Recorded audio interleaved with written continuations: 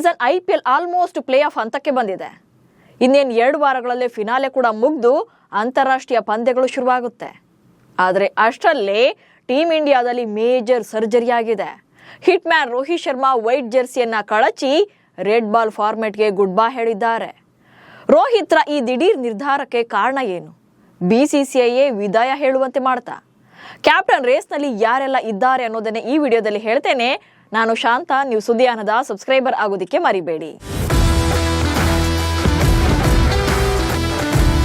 Team India ಕಂಡಂತಹ legendary player and captain Rohit Sharma ಅನ್ನೋದ್ರಲ್ಲಿ 2 ಮಾತಿಲ್ಲ. ಭಾರತಕ್ಕೆ ಬ್ಯಾಕ್ ಟು ಬ್ಯಾಕ್ 2 ICC ಟ್ರೋಫಿಗಳನ್ನ ಗೆಲ್ಲಿಸಿಕೊಟ್ಟಂತ ಸಮರ್ಥ ನಾಯಕ. ಆದರೆ ರೋಹಿತ್ ಶರ್ಮಾ ಬುಧವಾರ ದಿಢೀರನೆ ಟೆಸ್ಟ್ ಕ್ರಿಕೆಟ್ಗೆ ನಿವೃತ್ತಿಯನ್ನು ಘೋಷಣೆ ಮಾಡಿದ್ದಾರೆ. ಇದೇ ನಿವೃತ್ತಿಯ ನಿರ್ಧಾರ ಹಲವು ಚರ್ಚೆಗಳಿಗೆ ಕಾರಣ ಕೂಡ ಆಗಿದೆ. ಇಂಗ್ಲೆಂಡ್ ಪ್ರವಾಸಕ್ಕೆ ಟೀಮ್ ಆಯ್ಕೆ ನಡುವೆ ರೋಹಿತ್ ದಿಟ್ಟ ನಿರ್ಧಾರ. ಸದ್ಯ ಟೀಮ್ ಇಂಡಿಯಾ ಆಟಗಾರರೆಲ್ಲ IPLನಲ್ಲಿ ಬ್ಯುಸಿಯಾಗಿದ್ದಾರೆ. ಮೇ 25ರಂದು ಫೈನಲ್ ಪಂದ್ಯ ನಡೆಯಲಿದೆ. ಆನಂತರ ನೆಕ್ಸ್ಟ್ ಮಂತ್ ಭಾರತ ತಂಡದ ಆಟಗಾರರೆಲ್ಲ ಅಂತಾರಾಷ್ಟ್ರೀಯ ಪಂದ್ಯಗಳಿಗೆ ವಾಪಸ್ ಆಗ್ತಾರೆ. ಜೂನ್ನಲ್ಲಿ ನಡೆಯಲಿರುವಂತ ಇಂಗ್ಲೆಂಡ್ ಪ್ರವಾಸಕ್ಕೆ ಯಾರನ್ನೆಲ್ಲ ಸೆಲೆಕ್ಟ್ ಮಾಡಬೇಕು ಅಂತ BCCI ಕಸರತ್ತು ನಡೆಸ್ತಾ ಇರುವಾಗಲೇ ರೋಹಿತ್ ಶರ್ಮಾ ದಿಢೀರ್ ಅಂತ ಟೆಸ್ಟ್ ಕ್ರಿಕೆಟ್ಗೆ ವಿದಾಯ ಹೇಳಿದ್ದಾರೆ. ರೋಹಿತ್ ಈ ನಿರ್ಧಾರಕ್ಕೆ ಕ್ರಿಕೆಟ್ ಫ್ಯಾನ್ಸ್ ಕೂಡ ಶಾಕ್ ಆಗಿದ್ದಾರೆ. ಆಕ್ಚುಲಿ ರೋಹಿತ್ ನಿರ್ಧಾರದ ಹಿಂದೆ BCCIನ ಗೇಮ್ ಪ್ಲಾನ್ ಕೂಡ ಇದೆ. ಈ ಹಿಂದೆಯೇ ರೋಹಿತ್ ಶರ್ಮಾಗೆ BCCI ಸೂಚನೆಯನ್ನ ಕೊಟ್ಟಿತ್ತು. ಟೆಸ್ಟ್ ನಾಯಕತ್ವದಿಂದ ರೋಹಿತ್ ಶರ್ಮಾರನ್ನ ಕೆಳಗಿಳಿಸೋ ಬಗ್ಗೆ ಚರ್ಚೆ ಕೂಡ ಆಗಿತ್ತು.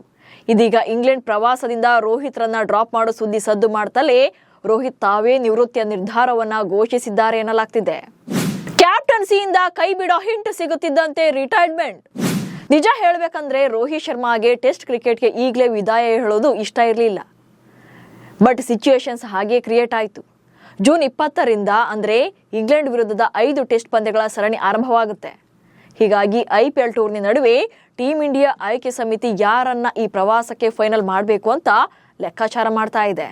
ಅದರ ಜೊತೆಗೆ ಮುಂಬರುವಂತ ವಿಶ್ವ ಟೆಸ್ಟ್ ಚಾಂಪಿಯನ್ಶಿಪ್ ಸೈಕಲ್ನ ಗಮನದಲ್ಲಿ ಇಟ್ಕೊಂಡು ಇಂಗ್ಲೆಂಡ್ ವಿರುದ್ಧದ ಸರಣಿಗೆ ಹೊಸ ನಾಯಕನ ಆಯ್ಕೆ ಮಾಡೋಕೆ ಮುಂದಾಗಿತ್ತು. ಆದರೆ ರೋಹಿತ್ಗೆ ಇಂಗ್ಲೆಂಡ್ ವಿರುದ್ಧದ ಟೆಸ್ಟ್ ಸರಣಿಯನ್ನ ತಾವೇ ಲೀಡ್ ಮಾಡಬೇಕು ಅನ್ನೋ ಆಸೆಯಲ್ಲಿದ್ರು. ಈ ಬಗ್ಗೆ ಪಾಡ್ಕಾಸ್ಟ್ ಒಂದರಲ್ಲಿ ಹೇಳಿಕೊಂಡಿದ್ರು ಕೂಡ.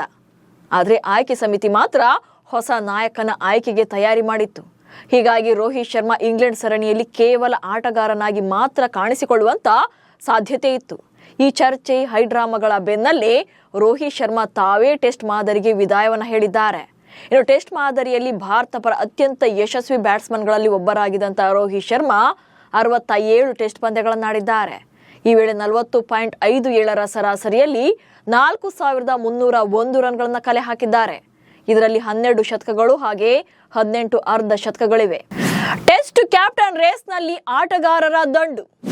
ರೋಹಿತ್ ಶರ್ಮಾ ಟೆಸ್ಟ್ ಕ್ರಿಕೆಟ್ಗೆ ಗುಡ್ ಬೈ ಹೇಳಿದ ಬೆನ್ನಲ್ಲೇ ಇಂಗ್ಲೆಂಡ್ ಪ್ರವಾಸಕ್ಕೆ ಹೊಸ ಆಟಗಾರನಿಗೆ ನಾಯಕತ್ವ ಕಟ್ಟಬೇಕಿದೆ. ಈ ರೇಸ್ನಲ್ಲಿ ಜಸ್ಪ್ರೀತ್ ಬುಮ್ರಾ, KL ರಾಹುಲ್, ಶುಭ್ಮನ್ ಗಿಲ್, ರಿಷಬ್ ಪಂತ್ ಮುಂಚೂಣಿಯಲ್ಲಿದ್ದಾರೆ. ರೋಹಿತ್ ಶರ್ಮಾ ನಂತರ ಭಾರತೀಯ ಟೆಸ್ಟ್ ತಂಡವನ್ನ ಮುನ್ನಡೆಸೋಕೆ ಪ್ರಬಲ ಸ್ಪರ್ಧಿಗಳಲ್ಲಿ ಒಬ್ರು ಅಂದ್ರೆ ಅದು ಜಸ್ಪ್ರೀತ್ ಬುಮ್ರಾ. 2022ರಲ್ಲಿ ಇಂಗ್ಲೆಂಡ್ ವಿರುದ್ಧದ 5ನೇ ಟೆಸ್ಟ್ ಪಂದ್ಯದಲ್ಲಿ ಭಾರತ ತಂಡವನ್ನ ಮುನ್ನಡೆಸಿದ್ರು. ಆನಂತರ ಪರ್ತ್ ಮತ್ತು ಸಿಡ್ನಿಯಲ್ಲಿ ಆಸ್ಟ್ರೇಲಿಯಾ ವಿರುದ್ಧದ ಪಂದ್ಯಗಳಲ್ಲಿ ರೋಹಿತ್ ಶರ್ಮಾ ಅಲಭ್ಯತೆಯಲ್ಲಿ ತಂಡವನ್ನ ಲೀಡ್ ಮಾಡಿದ್ರು.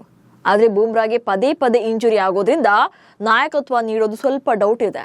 ಮತ್ತೊಂದು ಕಡೆ ಶುಭ್ಮನ್ ಗಿಲ್ ಕೂಡ ಪ್ರಬಲ ಪೈಪೋಟಿ ನೀಡ್ತಾ ಇದ್ದಾರೆ. ಟೀಮ್ ಇಂಡಿಯಾ ಪರ ಸಾಕಷ್ಟು ಪಂದ್ಯಗಳಲ್ಲಿ ತಂಡವನ್ನ ಲೀಡ್ ಮಾಡಿದ ಅನುಭವ ಇವರಿಗಿದೆ. ಹಾಗೆ ವೈಸ್ ಕ್ಯಾಪ್ಟನ್ ಆಗಿ ಕೂಡ ಅನುಭವನ ಹೊಂದಿದ್ದಾರೆ. ಭವಿಷ್ಯದ ದೃಷ್ಟಿಯಿಂದ ಗಿಲ್ಗೆ ಮಣೆ ಹಾಕೋ ಸಾಧ್ಯತೆ ಇದೆ. ಇನ್ನು ಟೆಸ್ಟ್ ತಂಡವನ್ನ ಮುನ್ನಡೆಸೋಕೆ ರಿಷಬ್ ಪಂತ್ ಕೂಡ ಪ್ರಬಲ ಸ್ಪರ್ಧಿ. 2022ರಲ್ಲಿ ದಕ್ಷಿಣ ಆಫ್ರಿಕಾ ವಿರುದ್ಧದ ಸರಣಿಯಲ್ಲಿ 5 T20I ಪಂದ್ಯಗಳಲ್ಲಿ ಭಾರತವನ್ನ ಮುನ್ನಡೆಸಿದ್ರು. ಇನ್ನು ಇವರಿಷ್ಟೇ ಅಲ್ಲದೆ KL ರಾಹುಲ್ ಮತ್ತು ಯಶಸ್ವಿ ಜೈಸ್ವಾಲ್ ಹೆಸರು ಕೂಡ ಲಿಸ್ಟ್ ನಲ್ಲಿದೆ. ಬಟ್ ಇಲ್ಲಿ ಯಾರೇ ರೇಸ್ ನಲ್ಲಿದ್ರು, ಯಾರೇ ಕ್ಯಾಪ್ಟನ್ ಆಗಿ ಆಯ್ಕೆಯಾದ್ರೂ ಕೂಡ ಮುಂದಿನ ದಿನಗಳಲ್ಲಿ ಟೀಮ್ ಇಂಡಿಯಾ ರೋಹಿತ್ ಶರ್ಮಾರನ್ನ ನಿಜಕ್ಕೂ ಮಿಸ್ ಮಾಡಿಕೊಳ್ಳಲಿದೆ. ಅವರ ಕ್ಯಾಪ್ಟನ್ಸಿ, ಅವರ ಪವರ್ ಹಿಟ್ಟಿಂಗ್ ಬ್ಯಾಟಿಂಗ್ ಕ್ರಿಕೆಟ್ ಅಭಿಮಾನಿಗಳಿಗೆ ಹಬ್ಬದಂತಿತ್ತು. ಫೈನಲ್ ಆಗಿ ರೋಹಿತ್ ಶರ್ಮಾರ ವಿದಾಯದ ಬಗ್ಗೆ ನಿಮ್ಮ ಒಪಿನಿಯನ್ ಏನು? ಈಗಲೇ ನಿವೃತ್ತಿಯನ್ನು ಘೋಷಿಸಿದ್ದು ಒಳ್ಳೇದಿತ್ತಾ ಅಥವಾ ಮುಂದಿನ ದಿನಗಳಲ್ಲಿ ಇನ್ನಷ್ಟು ಪಂದ್ಯಗಳನ್ನು ಆಡಬೇಕಿತ್ತಾ? ಹಾಗೆ ಮುಂದಿನ ದಿನಗಳಲ್ಲಿ ಯಾರು ಟೀಮ್ ಇಂಡಿಯಾದ ಕ್ಯಾಪ್ಟನ್ ಆಗಬೇಕು ಅನ್ನೋದನ್ನ ಕಮೆಂಟ್ಸ್ ಮೂಲಕ ತಿಳಿಸಿ. ಹಾಗೆ ಸುದ್ದಿಯನ್ನು ಫಾಲೋ ಮಾಡಿ. ನಮಸ್ಕಾರ.